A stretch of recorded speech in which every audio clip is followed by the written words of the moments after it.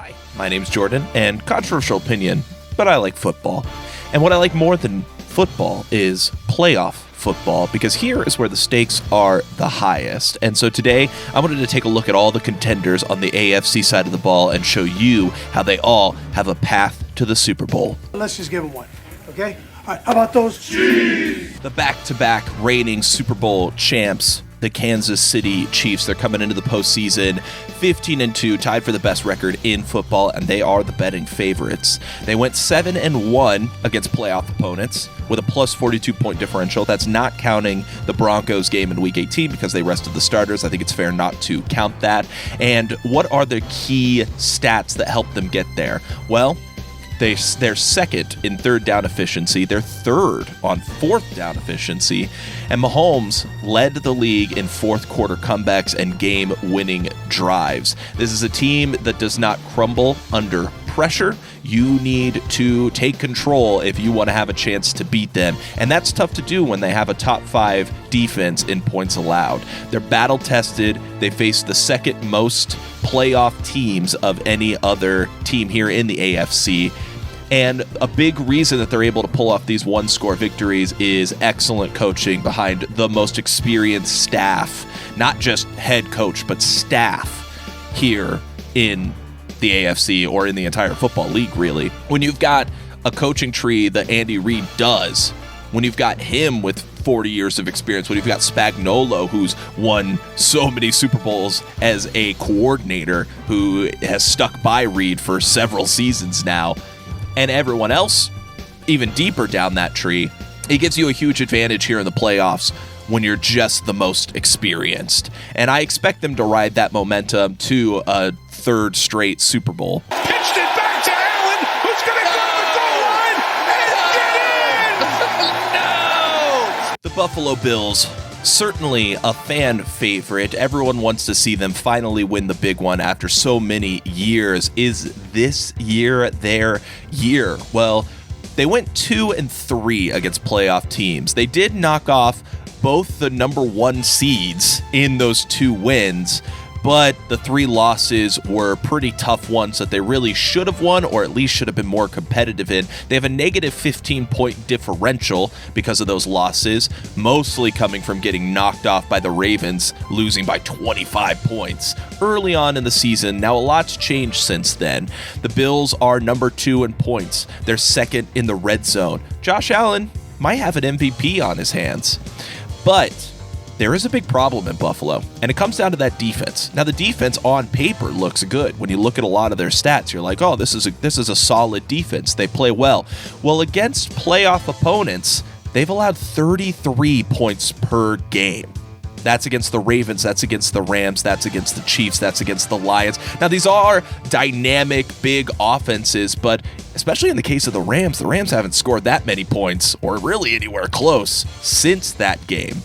There's definitely an issue in the defense in Buffalo, and if they want to have a chance at making a deep run, it's gonna come on them. It's got to be their duty to step up and make plays, and that comes down to Sean McDermott, who really controls that defense, makes decisions for that defense. He's got to make better plays because the offense is doing what they need to. How about we go, who's got it better than us? No! Bring it up, Zach, you got us, baby. The Baltimore Ravens, one of the most dynamic offenses this league, with a bit of a couple question marks on defense, or have they answered those questions? Let's take a look at their playoff stats here. They went 7-3 against playoff teams. They played the most playoff teams of any team in the league. They have a plus 112-point differential. Not only have they played playoff teams, they beat the bricks off of them several times. They're third in points for, first in yards. Another potential MVP for Lamar, MV3 maybe. They're third on third downs. They're first in the red zone. But what about that defense? That defense surely has to be an issue, right? Well, they've kind of sneakily turned things around. They're a top 10 defense right now in most metrics. They've only allowed 18.5 points per game against playoff teams. Now, they are helped a little bit by playing Denver and keeping them to like 10 points. They are helped a little bit by playing Buffalo and keeping them to like 10 points, but even still, 18.5 points across 10 games against playoff teams, I think that's a large enough sample size to say, hey, this defense can keep things close. The offense needs to score enough points, and it looks like they can do that. If they lose again, I mean, Lamar's already got the choke artist label on him right now. This is really the last chance you could see him breaking that label before it just follows him the rest of his career. Now, if Lamar can turn things around, can play the way he should and is known to play, especially in the regular season, I mean, the Ravens should be walking home with a Super Bowl this season. But is that what's going to happen? I don't know. I really don't. Deep shot. Stroud. Nico Collins is gone. Touchdown, Houston. The 4-seed Houston Texans, a team coming in that had a lot of buzz. We expected to see that step up from CJ Stroud. We expected to see this offense grow with the running game on Joe Mixon. The defense brought in Danielle Hunter. We thought this was going to be the best edge duo in the league potentially, but things have really just not gone their way. The Texans are 1-5 against playoff opponents. Their only win, a 3-point win over the Buffalo Bills. They have a negative 66-point differential, and right now, they have no momentum. They have nothing. They are bottom 10 offensively in the red zone. Their defense could be top 10, but they give up the long ball way too often. For every good play, there's 2 bad plays. And that O-line is rough to watch. They just give up so much pressure. CJ Stroud barely has any time. If they want to turn things around, I think it's going to come defensively. I think it's going to be Stingley making plays, Danielle Hunter and Will Anderson staying healthy and just running roughshod. Because when everyone is healthy and the defense is clicking, they could hold any team to under 20 points.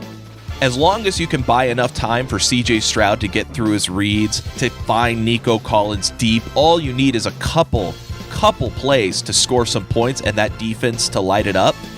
And all of a sudden, this Texans team could turn things around on a dime. But right now, with no momentum, getting squashed by the Ravens, losing Tank Dell against the Chiefs, this team just doesn't have a lot of energy right now. They don't have a lot of life, but they're not completely out of it. It's not unheard of for them to turn this around. Just got one question for him. Who's got it better than us? Nobody! I think most of us would agree that the LA Chargers are ahead of schedule. I think you would have been pretty happy if they won 8 or 9 games coming off a 5-win season, but they didn't win 8 or 9, they won 11. But how did they do against playoff teams? Well, there it wasn't so pretty. They went 2-5 against playoff teams. They had a negative 35-point differential. A lot of that coming from the Buccaneers slapping them silly, winning by 23 points. Now, coming into the playoffs here, this defense is first in points against. They allowed the fewest number of points over the season, only giving up 17.7 per game. But that does jump to 24 when they're playing playoff competition. So I wouldn't say that they're the best defense coming in to the playoffs by any means. They still have been really stout in the red zone, even against those high-octane offenses here in the playoffs. They're 5th on third downs, and the offense has top 10 potential. They're not quite top 10, I would say, but they have had kind of an up and down season, mostly due to health. Early on, they were missing a lot of their O-line. Then once they finally started to get things going, their main running back goes down for a couple games. But coming in here into the playoffs, they've won 3 straight. They put up 34 plus in those games, including one against a playoff team. And really, I think that they should just be proud of where they are right now, and if they're able to knock off the Texans and go even further, I'm very, very optimistic about the future of this Chargers team. Now, in the event that they have to face off with the Chiefs a third time at Arrowhead, I actually kind of like the Chargers' chances of maybe coming in and causing an upset. The Chiefs starters haven't played in 2 weeks by the time that they would meet up. The Chargers played them very, very close in the regular season, and in both those matchups, they weren't at 100% health. Ladd McConkey was missing, J.K. Dobbins was missing in the last meetup, and in the first meetup, they were missing several O-linemen. So the odds of a Chargers team with a lot of momentum going into Arrowhead, knocking off the 1 seed, stealing a victory and going to the AFC Championships, I actually like that more than pretty much any of the other wildcard teams pulling it off. I just want to give some extra props to Justin Herbert, who's really had just an excellent season here, given the amount of help that he's had. A lot of teams will say that a great quarterback elevates the people around him. I think Justin Herbert has cemented himself as one of those elite member quarterbacks because of the way he has elevated everyone around him and made this a playoff contending team. And the defense sure has pulled their weight too behind a young Jesse Minter, who hopefully won't get a head coach job too quickly. You'd like to see these Chargers be able to ride out with these two coaches for at least a little bit longer between him and Harbaugh. We do not care. The Pittsburgh Steelers. This team had a lot of momentum midway through the season, and I was kind of optimistic about how they were going to ride things out. Well, things have fallen off drastically. They've lost 4 straight to end the season. And against playoff teams, they are 4-3, but they do have a negative 30-point differential. So when they've lost hard, and when they've won, they've eked it out at the last second, which that sure does sound like Steelers football to me. And if this team's going to go on a run, it's going to come from playing Steelers football. This is the second best third down defense. They're 8th in points allowed. They get a lot of turnovers.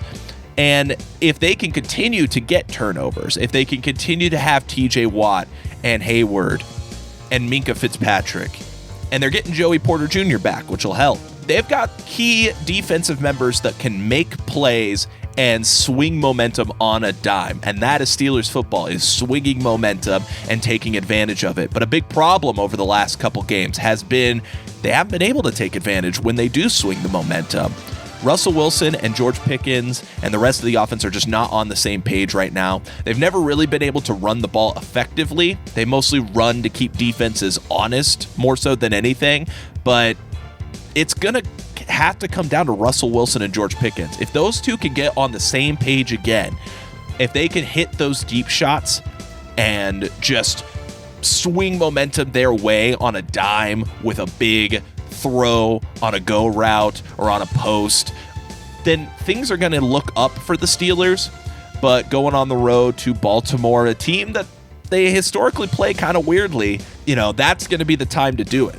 If they can go into Baltimore, steal a win over them on just a late deep shot to George Pickens, or Lamar scrambling under pressure, fumbles because of TJ Watt, like, Steelers football can ride them all the way to the Super Bowl when it's working, when it's gelling. But we haven't seen Steelers football in a couple weeks now. I don't love their odds. It's never easy. And you know what? That's how life's going to be. But you get back up every time. You never, ever not get back up. Congratulations to the Denver Broncos on breaking the drought, finally making the playoffs for the first time in a long time. Now, the 7th seed hasn't really done remarkably well. They're 1-7 since it was introduced, the only win being the Packers last year over the Dallas Cowboys, which, I guess we should have seen that coming, right? Now, the Broncos in playoff football, not counting that Week 18 game, they went 1-5. They have a negative 35-point differential. They generally keep things decently close, but they haven't really done all that well against playoff teams this season. Now, on the defensive side of the ball, they're 3rd in points allowed, and honestly, they stay pretty close to that when you factor in just the playoff teams. The defense is doing their job. It's been more of the offense where they've had issues. Now, they are 10th in points scored, helped out quite a bit by putting up 38 against the Chiefs, and they're 7th in the red zone. So if they can get into the red zone, if they can move the ball and get down there, I'm pretty confident that they will be able to put up points even against some of these tougher teams. And if the defense can keep it close, they could definitely steal some wins. Now, they are playing against the Bills, and like I mentioned, the Bills' defense hasn't been super strong as of late. So if that offense can continue to gel and the defense really steps up, the Broncos might be kind of an unsung hero here and suddenly steal momentum. Now, it's going to take a lot for the Broncos to get everything going. They have a rookie quarterback under center who has had his ups and downs, started the season off slow, and he's had a couple bad games since then, but I would say all around has looked pretty good, pretty solid, and you hope to see him continue to take a step. It's going to be interesting to see how he looks under the pressure of playoff football on the road in Buffalo. But this is, I think, a far more interesting game to watch than people are giving it credit for, and I think it's going to be close. And if it comes down to the wire, it's Sean Payton versus Sean McDermott. Who's the better coach? There's a chance. There's a chance. If the Broncos steal the win, they'd have to play the Chiefs on the road, a team that they kept very close in that one game, lost on a blocked field goal. Obviously, the Week 18 game where they put up 38-0 or whatever it was, that one, we could kind of forget about. That might motivate the Chiefs more to come in and just try to beat the bricks off them. But once again, that defense, it keeps things close. It keeps things close. As long as Bo Nix can keep level-headed, trust the offense, get through his reads, I think the Broncos could sneak out some wins. Now, if they go on a run, it's going to be a lot of 20-17, 24-21 field goal type victories. But they are built to win that way. They have the type of team that can win that way. They can run the ball, they can get things moving, and their defense can keep it close. And those are the type of teams that do go far here in the playoffs. But it all comes back down to a young rookie Bo Nix. Can he keep level-headed? Can he avoid crumbling under the pressure like so many other young players have? We're going to have to wait and see. And that's not a prediction. That's a spoiler. Now, how do I think the playoffs are going to go? If I'm a betting man, I'm probably going to say the Bills win over the Broncos in a close game, maybe on a victory field goal or a late score by Josh Allen, something like 24-20, 20-17, that type of score. The Ravens and Steelers, crazy stuff happens, but right now I think the Ravens are really motivated and the Steelers just don't feel like they have anything going for them. I'm going to say that the Ravens win that pretty confidently. We'll say 27-14. Chargers and Texans is one of the more interesting games because these are two teams that have struggled a lot against playoff teams, but I feel really good about the Chargers right now. I think they're riding a lot more momentum, and I think that they're a defense that can compete against the issues of the Houston offense, especially when it comes to the way they get pressure. They get pressure pretty consistently against teams like the Texans, and if they get pressure consistently, CJ Stroud is going to struggle, no matter how good he may actually be, and this season just is a low point for him, a sophomore slump. It's going to be tough to turn things around this late in the season. I'm going to go Chargers, and I'm going to say it's a 24-14 victory. Into the divisional round, we would have the Chiefs versus the Chargers and the Bills versus the Ravens. I gotta give it to the Chiefs. I think that they're just a more consistent team. Like I said, the Chargers, I think, are primed to upset them, and I think it'll be a close 3.4-point victory. But in the end, it's a team with the most fourth quarter comebacks, with the most game-winning drives in the league against a team that is here earlier than expected. I'm going to take the Chiefs 24-20. Bills and Ravens. Now, a lot of people are saying, well, hey, the Bills are a different team now than they were then, and they're going to fare so much better this time. I'm honestly not really buying it right now. I love Josh Allen. If he wins the MVP, I think I'm okay with it. I think I prefer Lamar wins just because I think he's put together one of the greatest seasons we've ever seen from a quarterback. And while the Bills have also had a fantastic year and Josh Allen's had a fantastic year, I can't really put him on the same pedestal as, Peyton and Tom Brady and Aaron Rodgers MVP caliber seasons like I can here with Lamar. And that defense just scares me. I just don't see the Bills' defense being able to contain this high-octane Ravens offense. I'm going to say that they win this 35-24. Chiefs and Ravens, an AFC Championship rematch from last year. The Ravens have a chance to go into Arrowhead and right the wrongs. Can they pull it off? Well, this is a team that's crumbled under pressure a lot. And does that change on the road at Arrowhead, facing a team on the verge of a three-peat who got an extra week of rest here at the end of the season? I don't think so, unfortunately for them. I think that they're going to put up a good fight, but in the end, I think the Chiefs are going to win this one out 27-24. So that's my AFC predictions. Chiefs to the Super Bowl, and that's not just because I have a little bit of money on them. Looking at the numbers, looking at everything, I think the Ravens have the offense and defense, the best combination of both to go on that run, but in football, especially in playoff football, in close games, nothing matters more than coaching, and it is so hard to beat the best coaching tree in the league in Andy Reid and company. So Chiefs are my pick. What's your pick? Let me know down below. Hope you guys enjoyed the video and enjoy playoff football this weekend. Have a good one.